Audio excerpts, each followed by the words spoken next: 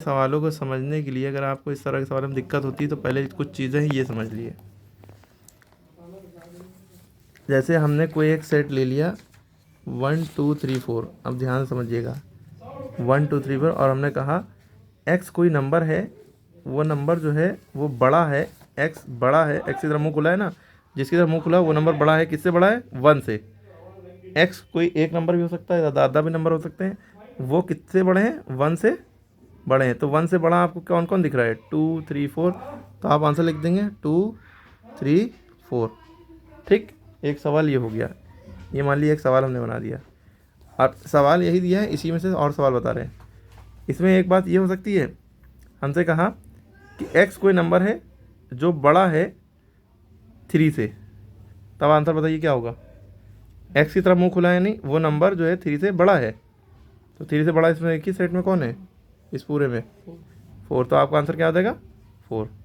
इसी तरह अगर हमने एक सवाल बनाया x एक जो नंबर है वो x की जो वैल्यू है वो 1 से तो बड़ी है लेकिन क्या है 4 से छोटी है, इसका मतलब ये है।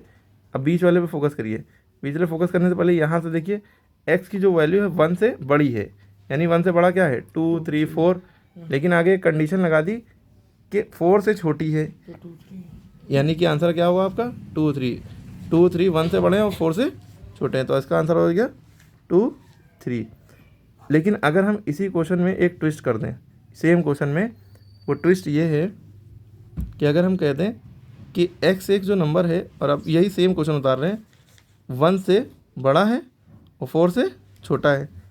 x की वैल्यू जो बीच में लिखा है उसको फोकस करेंगे, 1 से बड़ी है और 4 से छोटी है।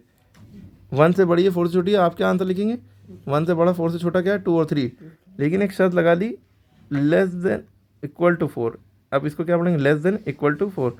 x is greater than 1 less than equal to 4, इसका मतलब ये x की वैल्यू 1 से तो बड़ी है लेकिन 4 से छोटी है, 4 के बराबर भी है, यानी 4 को लेना है। तो अब आप बताइए 1 से बड़ी x की वैल्यू क्या है 2 3 तो था, लेकिन लेस देन के साथ इक्वल टू भी लगा, यानी 4 को लेना है, 4 भी लेंगे। ठीक, अब इसी सवाल को हम ऐसा कर दें कि x की वैल्यू जो है वो 1 से बड़ी है और 1 के बराबर भी है, लेकिन 4 से छोटी है। x की वैल्यू 1 से बड़ी भी है और बराबर भी है। x is greater than equal to 1 but less than 4। x 1 से बड़ा भी है लेकिन 1 के बराबर, यानी 1 को भी लेना है, 1 2 3, लेकिन 4 से छोटा है, तो जब 4 से छोटा है यानी 4 को नहीं लेना है। लेकिन अगर यहाँ पे लिख देते ये 4 के बराबर भी है तो ये 4 भी आ जाता। समझ में, हर वैरायटी की चीज़ें हमने बता दी हैं। अब आप इन सवालों को करके देखिए, आपको खुद समझ, जैसे यहाँ पे फॉर एग्जांपल अब माइनस में गिनती वाला चक्कर ये याद रखिएगा। अब आपको सॉल्यूशन सेट जैसे ऐसे दिया है -2 -8 0 5 -5 7 और -100 भी दे दिया है। अब इसमें जो है एक सॉल्यूशन सेट है वो यही है मान लिए, और हमने कहा x की जो वैल्यू है वो ग्रेटर देन 0 है। x की वैल्यू ग्रेटर देन 0 यानी कि 0 से बड़े सारे नंबर लिख दिए। अब 0 से बड़े सारे नंबर जिसमें प्लस लगा होता है, यानी जिसमें कुछ नहीं माइनस का साइन नहीं लगा, वो सारे नंबर 0 से बड़े हैं। कौन कौन है 5 है 7 है, तो खाली 2 नंबर ऐसे हैं जो 0 से बड़े हैं। अगर हमारा क्वेश्चन होता x की वैल्यू ग्रेटर देन है -8 से, x की वैल्यू ग्रेटर देन है -8 से, तो आपका आंसर क्या होगा, यानी -8 से जितने बड़े हैं वो सब लिख दिए।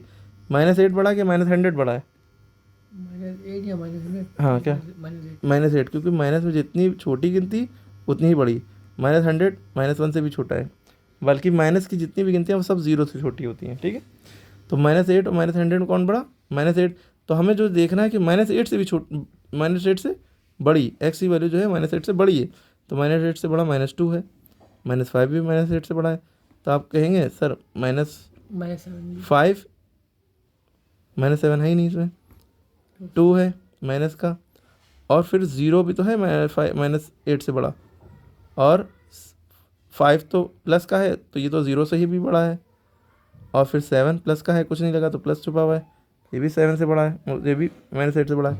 हाँ 100 माइनस का जो था वो -8 से छोटा था, वो नहीं लिया गया। क्लियर हो गई बात कहने का मतलब। अब इस सवाल को थोड़ा ट्विस्ट करें। x is greater than equal to, X की value greater than equal to -8 है, लेकिन x की वैल्यू लेस देन छोटी है किससे, -2 से। x की वैल्यू -8 के बराबर भी है और -8 से बड़ी भी है, तो -8 को इंक्लूड करेंगे, यानी -8 लिखेंगे। -8 लिखा, लेकिन -2 से छोटी है, तो -2 से छोटा क्या है, -5। ठीक, और कुछ है? -2 से छोटा हाँ -2 से छोटा, -100 वो तो -8 से भी छोटा है, -8 से बड़ा होना चाहिए ना x की वैल्यू। तो -2 से छोटा क्या है, -5, हमने माइनस वो लिख दिया। ठीक, क्लियर हो गई बात, डाउट क्लियर है? अब इन सवालों को करके देखिए। उसमें यहाँ भी जो नेचुरल नंबर, होल नंबर, ये सब पता होना। इंटीजर, नेचुरल नंबर यानी जो नंबर 1 2 3 4 1 से शुरू हो, होल नंबर क्या है 0 से शुरू होते हैं।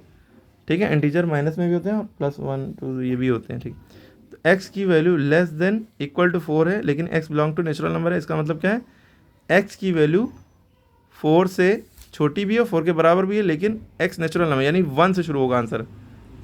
1 2 3 और 4 तक जाएगा। ठीक है, क्योंकि 4 को इंक्लूड करना है, क्योंकि इक्वल टू भी लगा है। ठीक है, इसी तरह whole number, x belong to whole number यानी 0 से शुरू होगा, 5 से छोटा है, यानी 5 को इंक्लूड नहीं करेंगे क्योंकि इक्वल टू नहीं लगा है, तो 4 तक जाएंगे। 0 1 2 3 4। ठीक है, इसका आंसर क्या होगा, -3 से बड़ा है और -3 के बराबर भी है और 3 से छोटा है, तो -3 के बराबर भी है ना, तो -3 भी लेंगे, -2 लेंगे, फिर उससे बड़ा -1, उससे बड़ा 0, उससे बड़ा 1, उससे बड़ा 2। ठीक है, ये क्योंकि इंटीजर है ना, इंटीजर जो है माइनस और प्लस दोनों में होते हैं। बाकी सारे सम आप नेक्स्ट वीडियो में देखेंगे और हम डाल भी चुके हैं। क्वेश्चन नंबर 1 ट्राई करें।